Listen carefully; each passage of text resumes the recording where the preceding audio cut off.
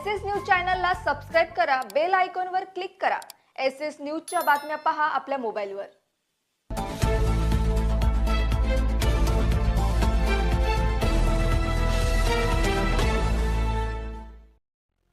नमस्कार, मी Shilpa Baviskar. SS news मध्ये आपलं स्वागत आहे। चला तर मग जाणून घेऊयात आजच्या आंतरराष्ट्रीय योग दिनाच्या निमित्ताने गुलाबराव करंजुले पाटील प्रतिष्ठान, जीबीके ग्रुप आणि क्रीडा भारती अंबरनाथ यांच्या संयुक्त विद्यमाने अटल उद्यान येथे सामूहिक योगाभ्यास कार्यक्रमाचे आयोजन करण्यात आले। या उपक्रमाला नागरिकांनी मोठ्या संख्येने उपस्थित राहून उत्स्फूर्त प्रतिसाद दिलाय। कार्यक्रमाची सुरुवात सामूहिक योग साधनेने झाली। योगाचार्य तथा क्रीडा भारतीचे अध्यक्ष दिनेश सिंग यांनी उपस्थितांना विविध योगासने, प्राणायाम आणि ध्यानधारणेचे मार्गदर्शन केलं। योगामुळे शरीर निरोगी राहण्यास मदत होते, तसेच मानसिक तणाव कमी होऊन व्यक्तिमत्वाचा सर्वांगीण विकास घडतो, असे त्यांनी सांगितले। नियमित योगाभ्यासामुळे जीवनात सकारात्मकता, आत्मविश्वास आणि शिस्त निर्माण होते, असेही त्यांनी नमूद केले।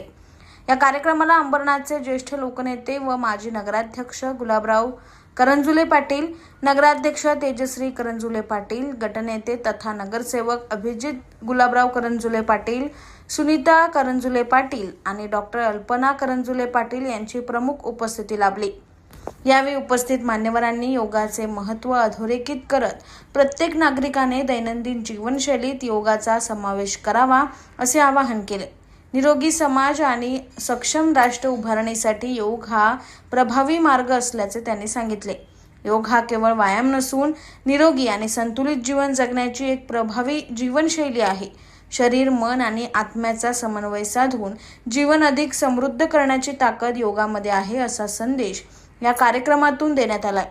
कार्यक्रमाच्या यशस्वी आयोजनासाठी सर्व सहभागी नागरिक, भारतीय जनता पार्टीचे पदाधिकारी व नगरसेवक, क्रीडा भारतीचे कार्यकर्ते, जीबीके ग्रुपचे सदस्य आणि सहकार्यांचे आयोजकांनी आभार मानले। आज 21 जून आंतरराष्ट्रीय योगा दिन।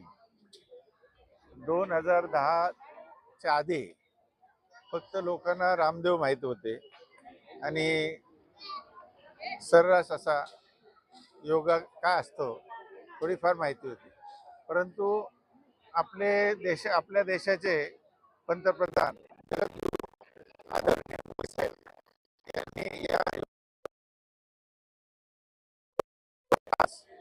या योगाचा सन्मान वाढवलेला आहे। त्यांच्यामुळं आज संपूर्ण भारतामध्येच नाही तर आणखी 10-12 कंट्रीमध्ये योगाचा प्रसार झालेला आहे आणि मला वाटतं लवकरात लवकर योगा हे ऑलिम्पिकमध्ये सुद्धा लवकरात लवकर येईल अशी मी अपेक्षा करतो।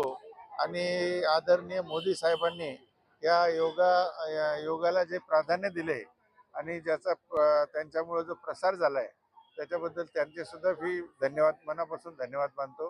आदरणीय मोदी साहेबांचं एकच ध्येय आहे की मी आणि माझी प्रजा ही सुद्धा सुदृढ आणि निरोगी राहावी, हाच उद्देश त्यांच्या डोळ्यासमोर आहे आणि त्यामुळे त्यांनी योगाला जास्तीत जास्त प्राधान्य दिलेलं आहे। आणि योग दिवस आज मोठ्या उत्साहात संपूर्ण भारतामध्ये मानला जातो, ही आपल्यासाठी अभिमानाची गोष्ट आहे।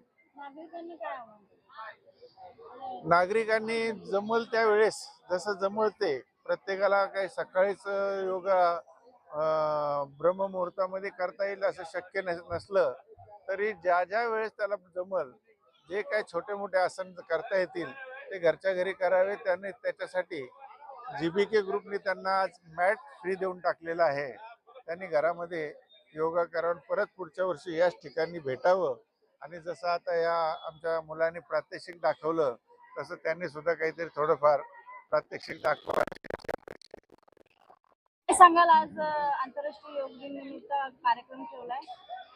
आज 21 जून आंतरराष्ट्रीय योग दिन आहे आणि या निमित्ताने आपण आपल्या अंबरनाथ शहरातील अटल उद्यान आताच त्याचं ओपनिंग झालं होतं, तिथे असं योगाचा कार्यक्रम ठेवला होता आणि त्याला उत्स्फूर्त प्रतिसाद मिळालेला आहे। खूप शाळेतली मुलं असतील किंवा ज्येष्ठ नागरिक असतील, महिला असतील, सगळ्या वर्गातील सगळे लोक इथे उपस्थित होते आणि सगळ्यांनी सुंदर असा योगा केलेला आहे।